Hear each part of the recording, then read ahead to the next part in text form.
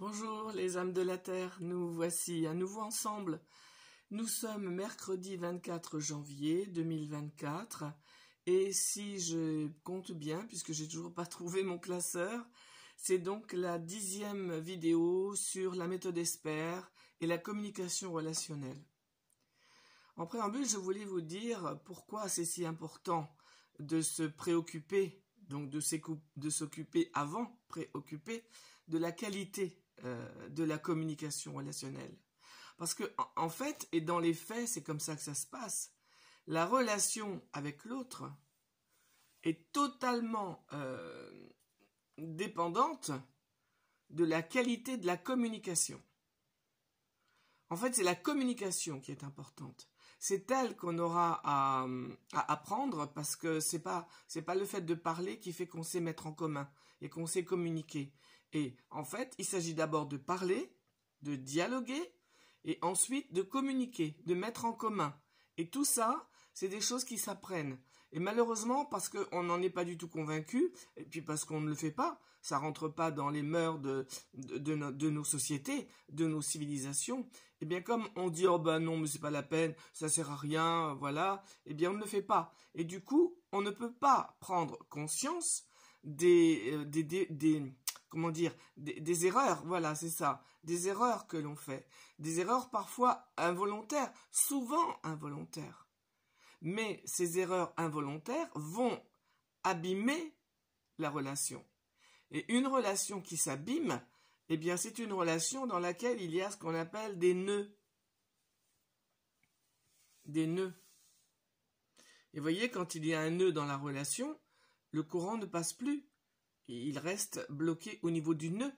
Et si ce nœud, il est vers moi, ça veut dire que j'ai reçu de la personne en face de moi quelque chose, un silence, une parole, un acte, ça peut être plein de choses qui font que ici, moi, j'ai un nœud et que je ne peux plus aller dans la relation vers l'autre d'une façon aussi fluide que ça l'était auparavant.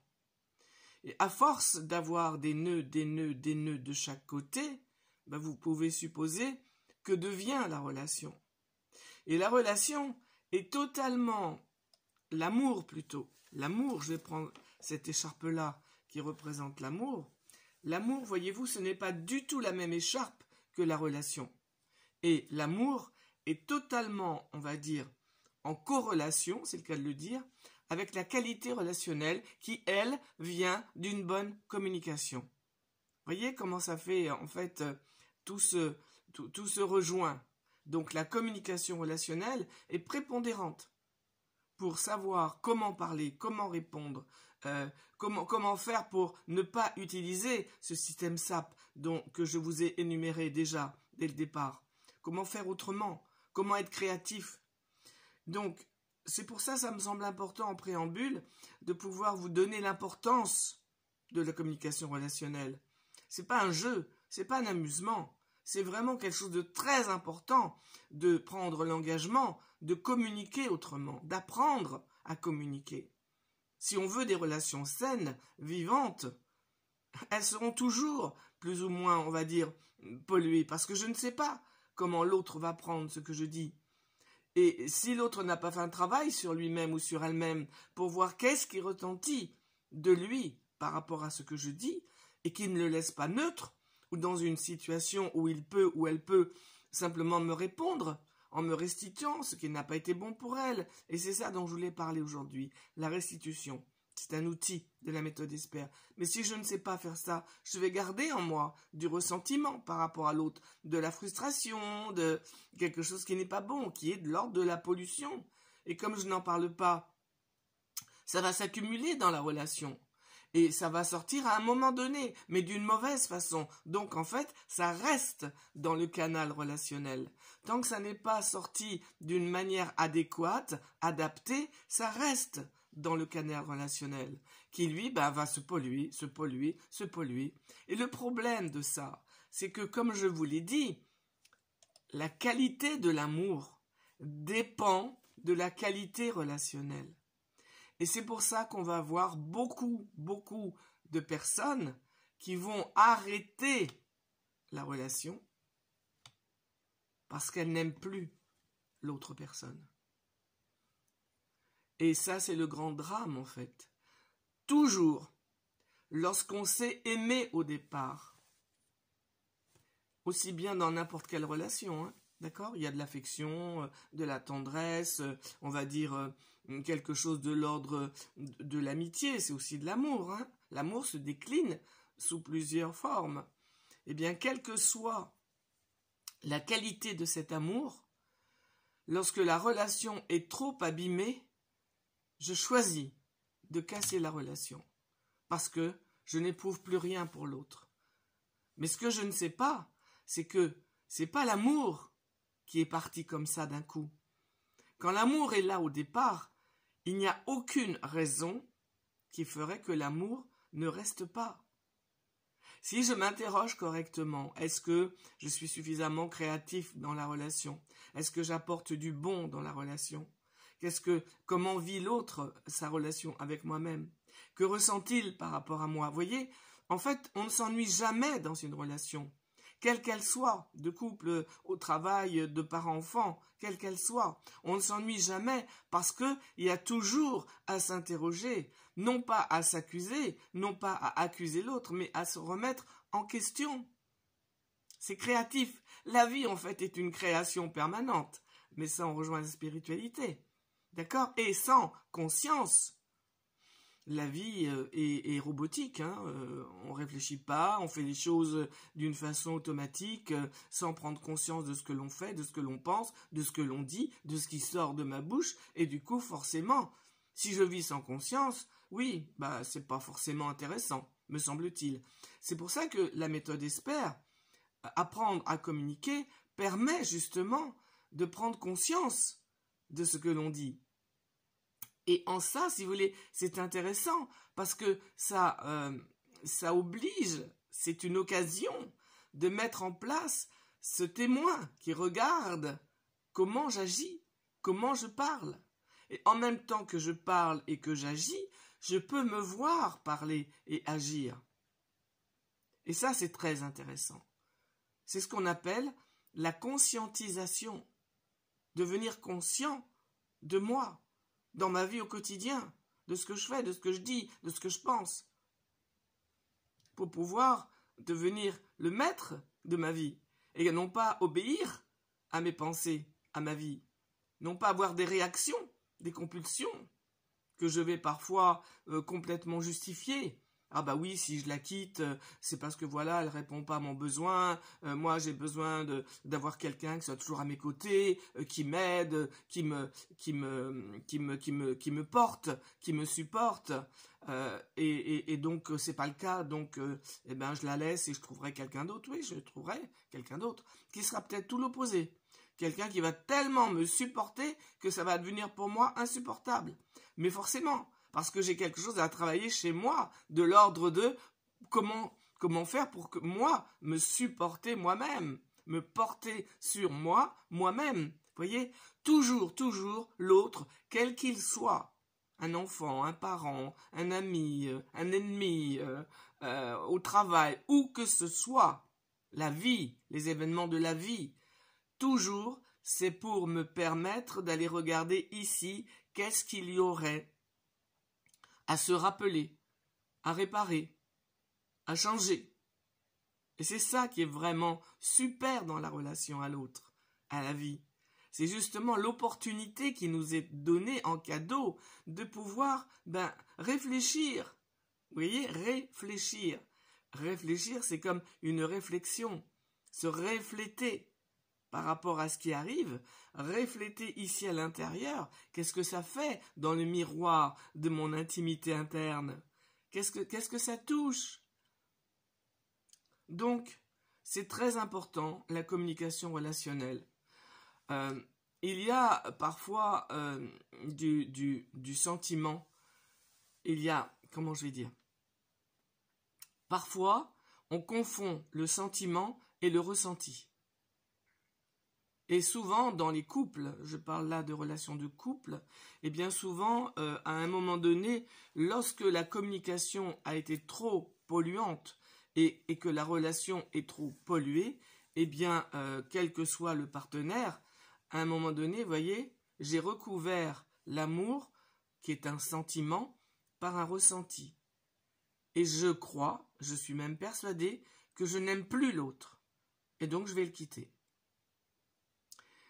Ça va être bien de pouvoir dissocier le ressenti du sentiment. Parce que parfois, je me trompe.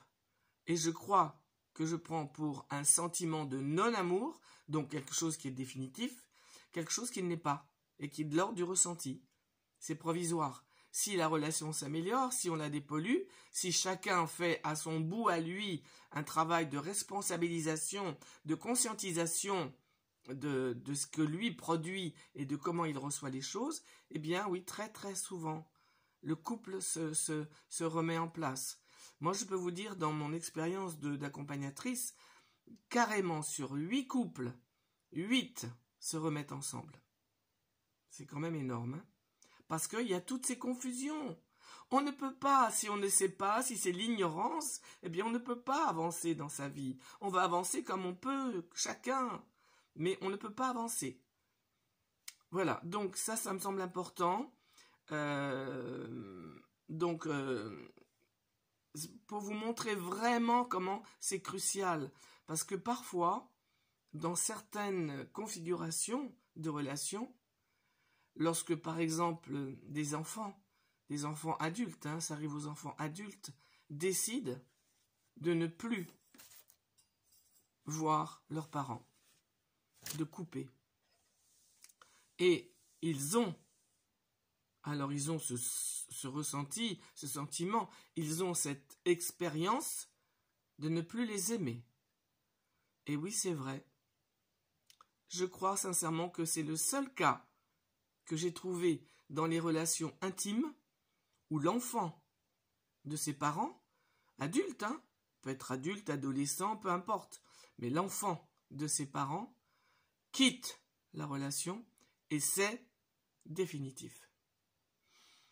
Voilà, c'est ça qui est important, c'est que l'amour d'un enfant pour ses parents, pour son parent, lui, je ne sais pas s'il peut revenir. Sincèrement, je ne sais pas.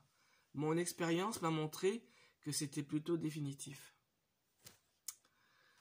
Voilà, donc voilà, je voulais vraiment poser ça parce que j'ai l'impression que les vidéos sur la communication relationnelle ne sont pas tellement regardées. Et quel dommage, parce que la communication relationnelle, comme je vous l'ai dit, ça commence avec la mienne, celle que j'ai avec moi. Parce que celle que j'ai avec moi, c'est celle que je vais proposer autour de moi. Je ne peux pas en proposer d'autres, je n'en connais pas.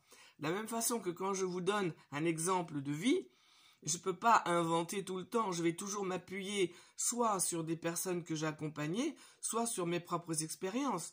Je ne peux pas inventer, on ne peut rien inventer comme ça. Donc, voilà. Donc, ce qui est très important dans une relation, c'est ce que je voulais aborder aujourd'hui, j'ai un petit peu de temps encore, mais je reviendrai sur ça. C'est un outil en méthode ESPER qu'on appelle la restitution des violences reçues. Le mot violence, évidemment, ne s'adapte pas forcément à des violences physiques ou morales, hein. Le mot violence englobe des caractéristiques relationnelles qui m'ont fait mal, qui m'ont blessé, qui m'ont heurté, qui m'ont flétri, même toutes petites, des pollutions. Voilà, vous voyez, une pollution, c'est une pollution. Hein, si je jette un mégot dans la rivière, c'est pas gros un mégot, mais ça salit la rivière. Si je jette un papier, même un tout petit papier dans la rue, bah oui, ça salit la rue. Et la rue, c'est moi aussi. Tout est un. Donc, ce que je fais à l'autre, en fait, en vérité, je le fais à moi-même. Et d'autant plus on va conscientiser, et d'autant plus on va reprendre les violences que l'on fait à l'autre. Alors maintenant, vous savez ce que je mets dans le mot violence. Hein, c'est ça qui est important. D'autant plus on va reprendre, parce qu'il ne s'agit pas, quand j'ai dit quelque chose, fait quelque chose, pas fait quelque chose, peu importe ce qui a émané de moi, et que l'autre me dit, tu vois, ça vraiment, ça me convient pas, dans une bonne foi, pas pour me coincer, pas pour se victimiser, pas pour m'accuser. Le désir de chacun est que la relation soit bonne et surtout, toujours fluide, où dans ce canal passent vraiment de façon très fluide tous les messages qui passent de l'un à l'autre. Donc, quand quelqu'un me dit, moi ça m'est arrivé bien sûr, même il n'y a pas longtemps, parce que je suis vivante et je ne sais pas comment l'autre va prendre quelque chose et que je peux faire des erreurs, bien sûr. Je suis très attentive à la méthode Esper, mais je ne suis pas infaillible. Donc si l'autre me dit, ah ben tu vois, quand tu m'as dit ça, moi, oh là là, ça m'a fait mal, même si je réfléchis et que j'ai agi, parlé en méthode Esper, du moment que l'autre me dit ça, moi, je lui dis, écoute, je reprends cette parole. Vraiment, c'était pas du tout mon intention de te faire mal, et je ne veux pas que cette pollution soit dans notre relation, donc je reprends. Vous voyez ce qui se passe, c'est que là j'ai enlevé le nœud, d'accord? On va dire que ce que l'autre personne a reçu de moi, c'est quelque chose de cet ordre-là. Voilà, elle a reçu ça de moi. Et tout de suite, ça fait un nœud. Hein, je ne vais pas le refaire, ça fait un nœud. Et elle m'en parle. Parce que en fait, on va dire que c'est une parole. Cette parole, elle l'a en elle. Elle reste en elle. C'est énergétique, d'accord? On parle beaucoup d'énergétique, d'énergie, de vibration, de fréquence, et ô combien je suis d'accord avec tout ça. Donc tout est énergie, tout est fréquence et tout est vibration. C'est très important d'être persuadé de ça, parce que c'est non pas une vérité, mais c'est cosmique, quoi. Voilà, c'est scientifique. Donc elle a en elle cette phrase-là, qui pollue. Si elle n'en fait rien, c'est elle qui est responsable. En méthode Esper, on dit « je suis responsable de ce que je fais, de ce que je reçois de l'autre ». Je vais plus dire « oui, comment tu m'as parlé, tu m'as mal parlé, tu devrais pas, voilà, et ben, comme en fait tu es ma femme, tu devrais pas me parler comme ça, si vraiment tu étais mon ami, tu ferais comme ci, tu ferais comme ça, tu dirais pas non, tu dirais oui », vous voyez, peu importe, hein. Mais du coup, en vérité, je suis responsable de ce que je fais, de ce que je reçois de l'autre. Je suis responsable, ça veut dire que si c'est un message réellement négatif, énergétivore, ça veut dire qu'il me bouffe de l'énergie. Je ne vais pas le reprocher à l'autre. Je suis responsable de ce que j'en fais. Et en méthode Esper, il y a un outil super puissant, qui est donc énergétique. J'ai constaté, moi, en le faisant utiliser à des personnes, c'est assez extraordinaire. C'est ce qu'on appelle la restitution. Rendre à l'autre la violence que ce message m'a fait. Voilà. Tu vois, alors je vais inventer. Hein. Quand tu m'as dit que j'étais souvent en retard, alors évidemment, ce serait intéressant que la personne regarde. Hein. Pourquoi ça lui fait ça quand je lui dis qu'elle est souvent en retard? Ça dépend comment je lui ai dit. Je dis, ouais, t'es souvent en retard, hein. Ouais, ça, c'est du système SAP. Mais si je lui dis, tu vois, je t'attends, ça fait un quart d'heure, je t'attends, tu m'as pas prévenu, et ben, c'est vrai que ça arrive souvent, quoi. Vous voyez? Là, c'est pas forcément quelque chose, on va dire, en système SAP. D'accord?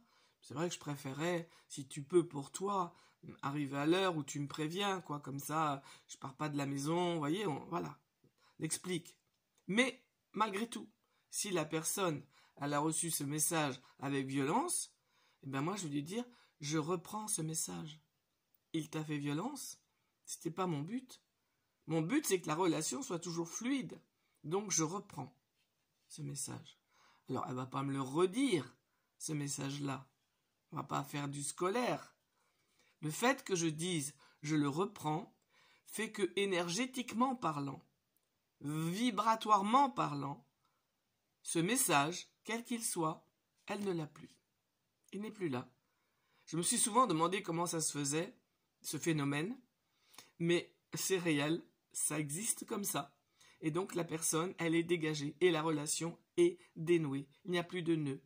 Donc imaginez-vous comment les relations en général sont polluées d'êtres à d'autres êtres et d'une façon générale dans la société. Moi ça ne m'étonne pas qu'en ce moment on vive des choses extrêmement négatives, parce que s'il faut effectivement dépolluer tout ça, tout ce réseau relationnel pollué, eh ben, il y a quand même beaucoup de temps avant que tout soit nettoyé. Et d'autant plus on sera conscient chacun à son bout de la relation de ce qui se passe avec l'autre et de reprendre les choses qui n'ont pas été bonnes pour l'autre, eh bien tout ça, ça va nettoyer tout le réseau cosmique.